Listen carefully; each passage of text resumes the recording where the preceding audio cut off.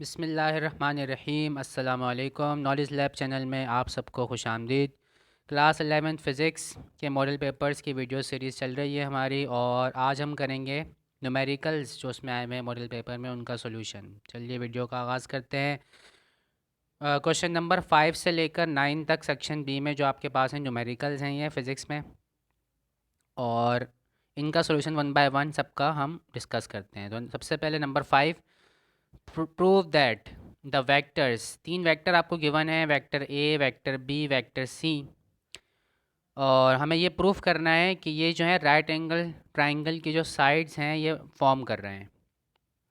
तो हमें करना ये होगा कि इनका मैग्नीट्यूड निकालना होगा, तीनों वेक्टर्स का, वेक्टर ए बी और सी का मैग्नीट्यूड निकालना होगा, और फिर पाइथागोरस थ्योरम से हम ये प्रूफ कर देंगे कि ये जो वेक्टर्स हैं ये एक राइट एंगल ट्राइंगल जो है उसकी साइड्स हैं। तो वेक्टर है हमारे पास है माइनस में 4 आई हैट, ये यूनिट वेक्टर है आई हैट, प्लस में के हैट, और वेक्टर बी है हमारे पास 3 आई हैट प्लस जे हैट प्लस 2 के हैट। आई जे के जो है ये यूनिट वेक्टर्स होते हैं। आई वेक्टर जो है यूनिट वेक्टर ये एक्सिस, एक्स एक्सिस के लिए डायरेक्शन में होता है, जे वाई की डायरेक्शन में होता है, और के जेड एक्सिस की डायरेक्शन में होता है।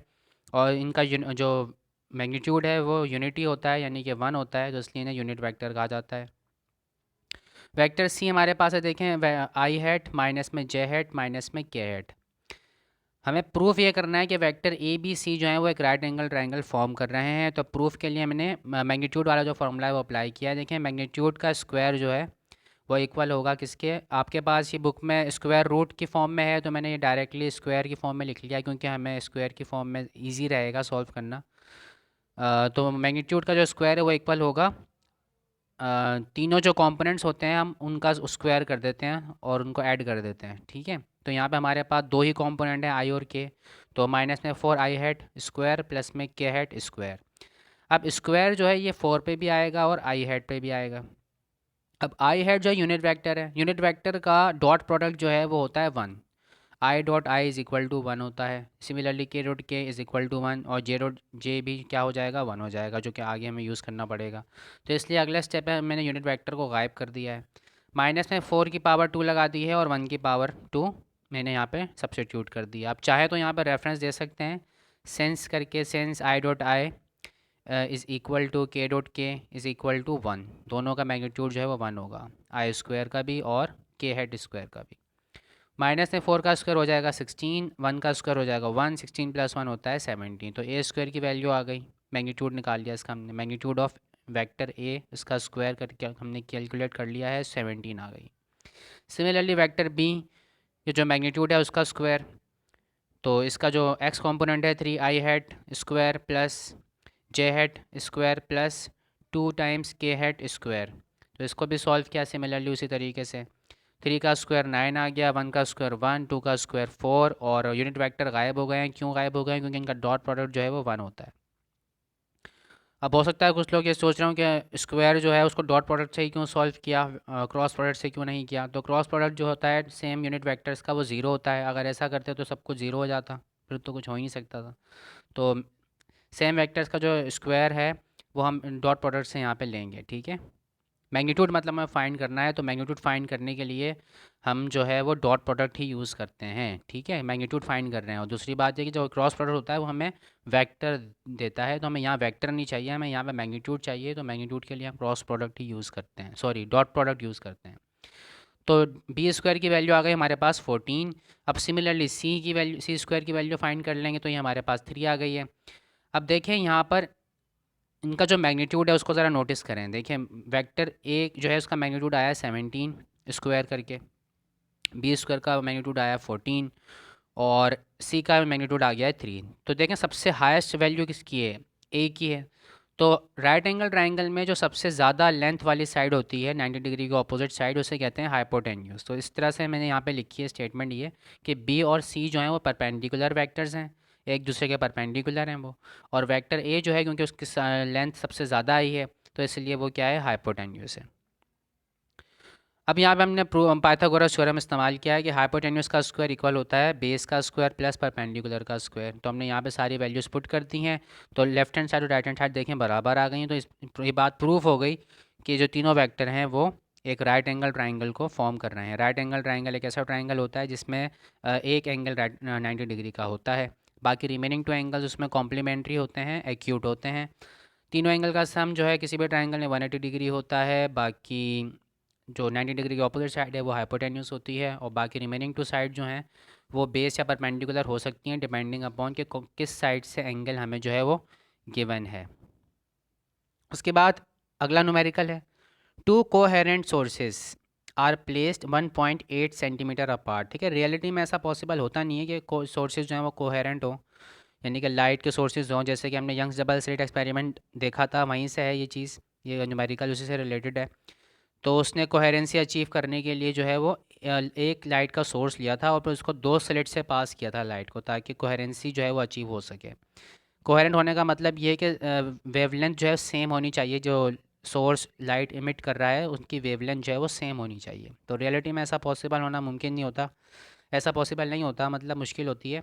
तो इसीलिए उसने जो है डबल स्लिट, एक ही लाइट सोर्स से लाइट ली और उसको 2 स्लिट से पास कर दिया था, ताकि वो हर स्लिट जो है एज अ सोर्स जो है बिहेव कर रही होती है। ठीक है, हाइजेंस का जो प्रिंसिपल है उसके मुताबिक वेव फ्रंट। ठीक, अब यहाँ पे देखें 2 कोहेरेंट सोर्सेज हैं, उनके दरमियान डिस्टेंस जो है वो कितना है 1.8 सेंटीमीटर है, जिसको हम लेंगे डी। ठीक है, सेपरेशन बिटवीन द स्लिट्स, तो स्लिट्स यहाँ पे सोर्स की तरह बिहेव कर रही होती हैं, तो स्लिट्स के दरमियान सेपरेशन जो है 1.8 सेंटीमीटर है।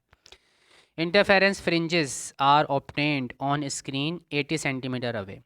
स्क्रीन का और सोर्स का जो डिस्टेंस है वो कैपिटल एल से रिप्रेजेंट करते हैं फॉर्मूले में, तो कैपिटल एल से ही मैंने यहाँ पे लिखा है 80 सेंटीमीटर है।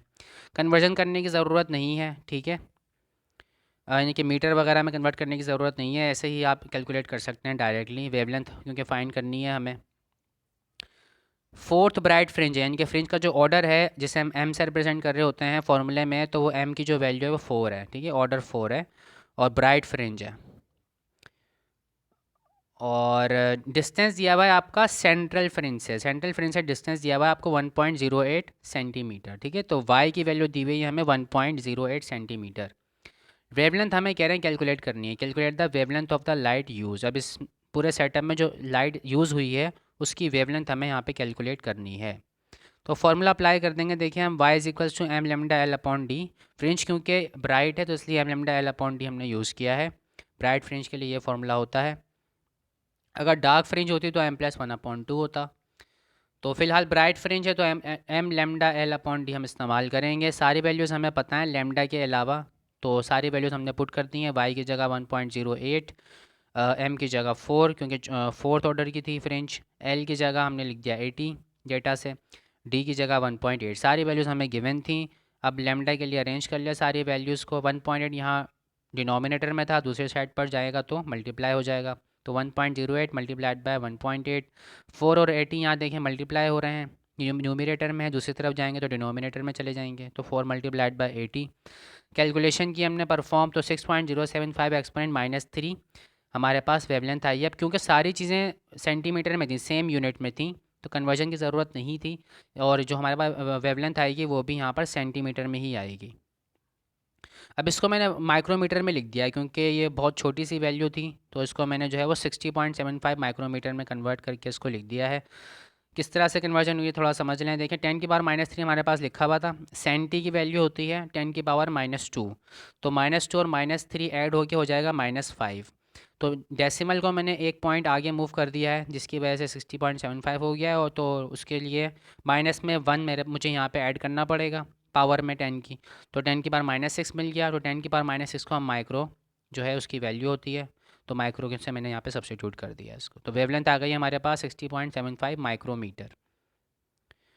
नेक्स्ट हमारे पास है find the speed of sound in air.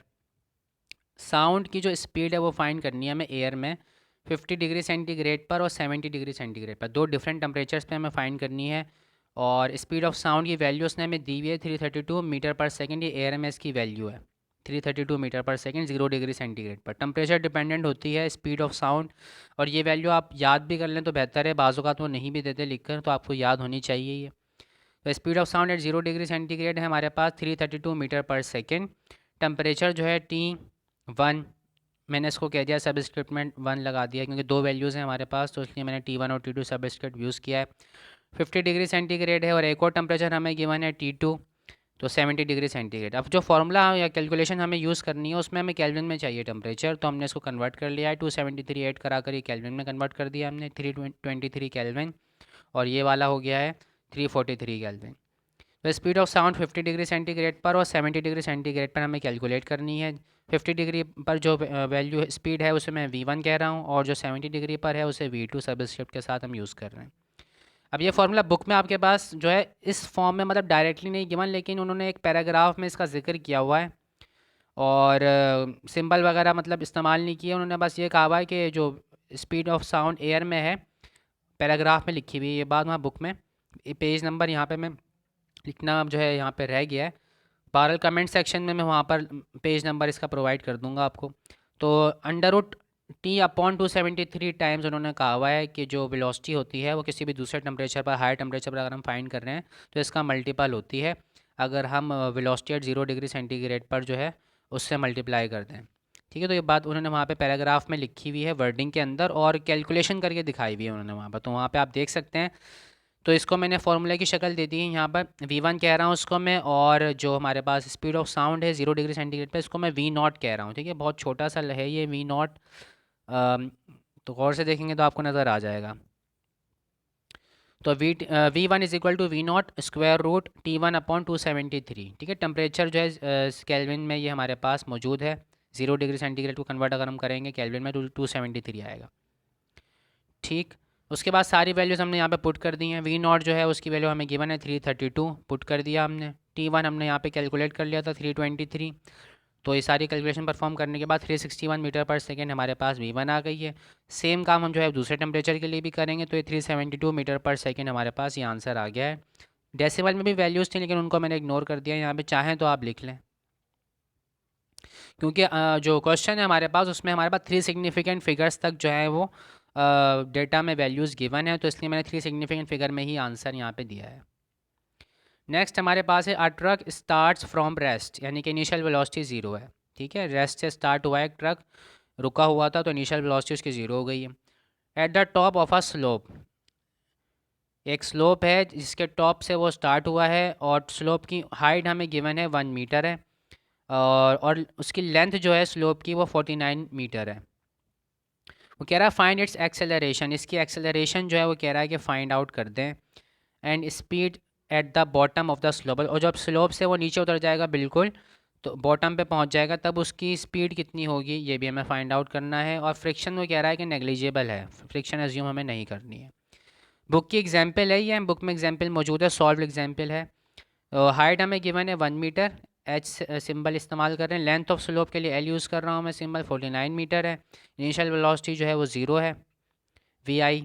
Required हमें क्या है, एक्सेलरेशन A फाइंड करना है, और स्पीड एट द बॉटम जिसे मैं VF कह रहा हूँ वो हमें फाइंड आउट करना है।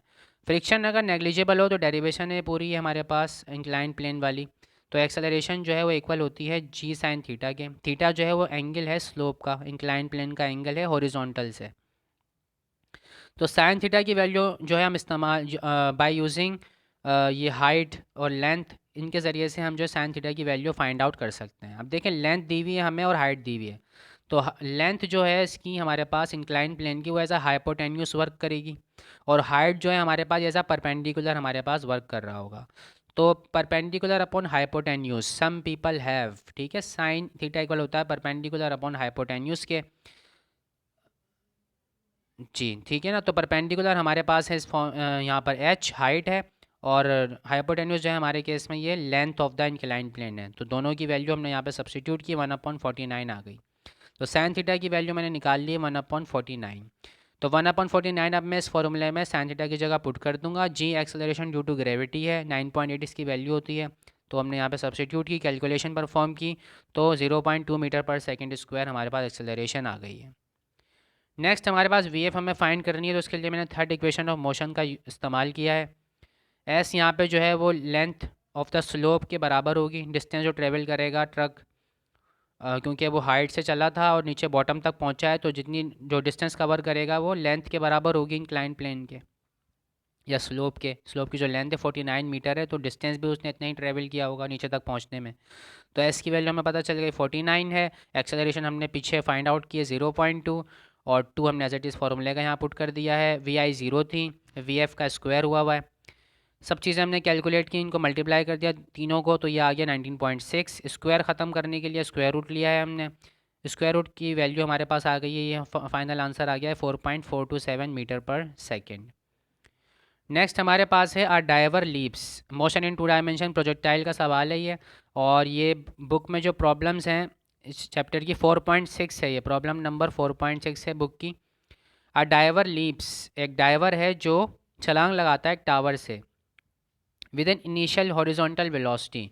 इनिशियल वेलोसिटी दी हुई है आपको, उसका horizontal component we not x की वैल्यू गिवन है आपको यहाँ पर, कितनी है ये 7 मीटर पर सेकेंड है। ठीक है, 7 मीटर पर सेकेंड आपको वैल्यू गिवन है। And upward velocity component of 3 metre per second. अब अपवर्ड कंपोनेंट कौन सा होगा, वाई कंपोनेंट होगा, वी नॉट वाई है ये हमारे पास 3 मीटर पर सेकेंड। कह रहा है find the component of her position after 1 second. अच्छा, सिर्फ पोजीशन यहाँ पे उसने पूछी थी, मैंने यहाँ पे देखें वेलोसिटी भी कैलकुलेट कर दी, क्योंकि वहाँ पे ये जो है पूरा सोल्यूशन मौजूद है। वहाँ पे उन्होंने फाइनल वेलोसिटी भी, मतलब उन्होंने वहाँ पे हमसे पोजीशन के साथ साथ वेलोसिटी के कंपोनेंट भी पूछे हुए थे। अच्छा, बुक में जो आंसर गिवन है इस प्रॉब्लम का, वो सिर्फ उन्होंने वेलोसिटी का आंसर दिया हुआ है, पोजीशन का आंसर नहीं दिया हुआ।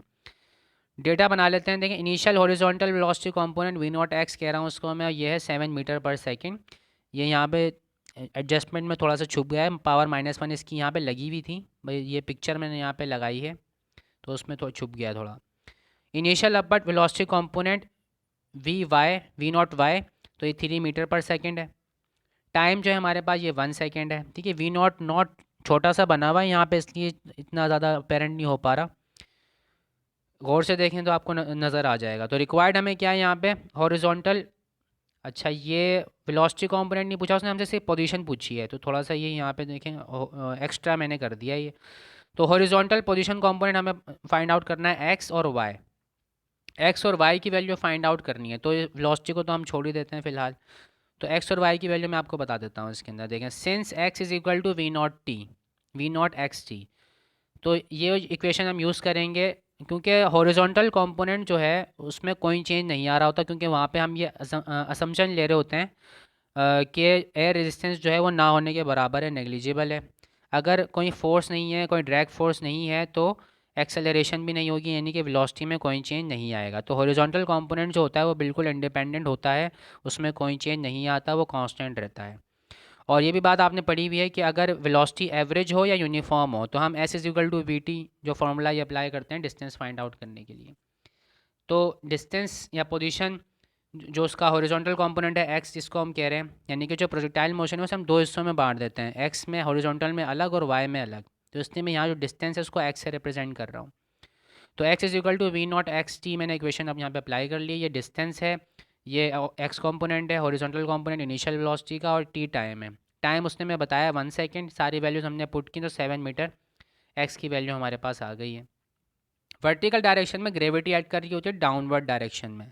ठीक है, डाउनवर्ड में क्योंकि डाउनवर्ड है तो जी की वैल्यू हम यहाँ पे नेगेटिव ले रहे होते हैं। ठीक है, एज अ वेक्टर, मतलब साइन कन्वेंशन हम यहाँ पे यूज़ कर रहे होते हैं। इससे पहले आपने मैट्रिक में पढ़ा होगा कि जी की वैल्यू अपर डायरेक्शन में पॉजिटिव नेगेटिव होती है, डाउनवर्ड डायरेक्शन में जो है वो पॉजिटिव होती है। तो वो कॉन्सेप्ट यहाँ पे हम यूज़ नहीं कर रहे, हम यहाँ पे साइन कन्वेंशन यूज़ करते हैं। ठीक है, तो अपर डायरेक्शन हम यहाँ पे पॉजिटिव ले रहे होते हैं और डाउनवर्ड डायरेक्शन जो है वो नेगेटिव ले रहे होते हैं। तो इसलिए जी की जो डायरेक्शन है नेगेटिव है, हमेशा टुवर्ड द सेंटर होती है, तो इसलिए जो है जी की वैल्यू नेगेटिव ही लेते हैं प्रोजेक्टाइल मोशन की जब हम कैलकुलेशन करते हैं। तो y is equal to V not Y T minus में 1/2 G T square, formula second equation of motion हमने अप्लाई कर दी है। सारी वैल्यूज़ यहाँ पे हमने पुट कर दी। वी नॉट वाई की वैल्यू पीछे डेटा में गिवन थी 3, टी की वैल्यू थी 1, जी की वैल्यू 9.8, वैल्यूज़ हमने सारी पुट कर दी, सिंप्लीफाई किया तो आंसर आया y is equal to minus में 1.9 मीटर। अब नेगेटिव में आ रही है y की वैल्यू, इसका मतलब वो जो रेफरेंस पॉइंट है, जो हाइट थी उससे डाउनवर्ड जा रहा है वो। ठीक है ना, तो जिस जहाँ से उसने छलांग लगाई है बंदे ने, उससे वो 1.9 मीटर जो है वो नीचे चला जाएगा 1 सेकेंड बाद। ठीक है, तो ये चीज़ यहाँ पे शो कर रहा है नेगेटिव साइन। तो थैंक यू सो मच। आज की वीडियो में इतना ही। सारे के सारे न्यूमेरिकल्स हमने सॉल्व कर लिए मॉडल पेपर के। ठीक है, लास्ट वाले न्यूमेरिकल में थोड़ा सा काम एक्स्ट्रा हुआ था, तो मैंने आपको बता दिया है। वो न्यूमेरिकल जो है मौजूद है। प्रॉब्लम है ये एक्सरसाइज की, चैप्टर 4 की 4.6 प्रॉब्लम है। वहाँ पे वेलोसिटी भी थी और पोजीशन भी थी। तो दोनों का ही सोल्यूशन मैंने यहाँ पे कर दिया था। तो लेकिन जो आपका मॉडल पेपर में सवाल आया हुआ है उसमें सिर्फ उन्होंने आपसे पोजीशन पूछी है। तो आज की वीडियो में इतना ही। मज़ीद वीडियोस के लिए जो है चैनल को सब्सक्राइब करें और प्लेलिस्ट भी चेक कर लें। काफ़ी सारी जो है वो वीडियोस मौजूद हैं, वहाँ पे जाकर आप चेक कर सकते हैं। प्लेलिस्ट हो सकता है कोई ना कोई वीडियो जो है आपके काम की हो मज़ीद। तो उम्मीद है कि आपको पसंद आया होगा और समझ में आया होगा। और कमेंट में जो अपनी राय का इज़हार ज़रूर करें, शेयर करें दूसरे लोगों के साथ, ताकि दूसरे लोगों को भी फ़ायदा हो सके। आज की वीडियो में इतना ही। अल्लाह हाफ़िज़।